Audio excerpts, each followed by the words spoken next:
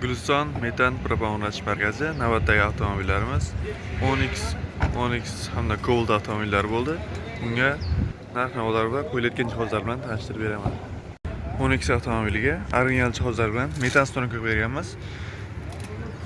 Zapchastlariga keladigan bo'lsak, 8 GoFast original miya blogi bilan Real original farsunka hamda X original reduktordan foydalanib chiroyli stonoka qo'yganmiz. Yonidagi 10X avtomobiliga propan stonoka qo'yganmiz. Bunga italyanskiy reduktor qo'yib berganmiz. Nordic original hamda italyanskiy Real farsunkadan chiroyli stonoka qo'yapmiz. Miya blogi bunga ham Stack original 2 GoFast miya blogi bo'ldi. Cobalt avtomobilda ish jarayoni ketmoqda. Mumkin.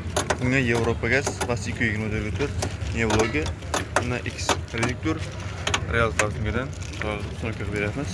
Orqa qismiga 90 talik shaffof balonni qo'yib berganmiz. Avvalgi chanalar bilan stonoka berganmiz. Ko'rishingiz mumkin. Italyan holatga keldi.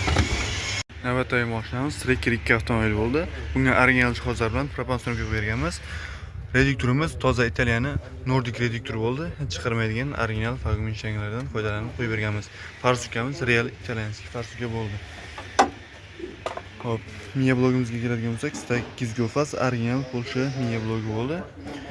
Bunga shunday sifatli va tezkor qismlar kerak bo'ladigan bo'lsa, past raqam qoldiramiz, bemalol murojaat qilishingiz mumkin.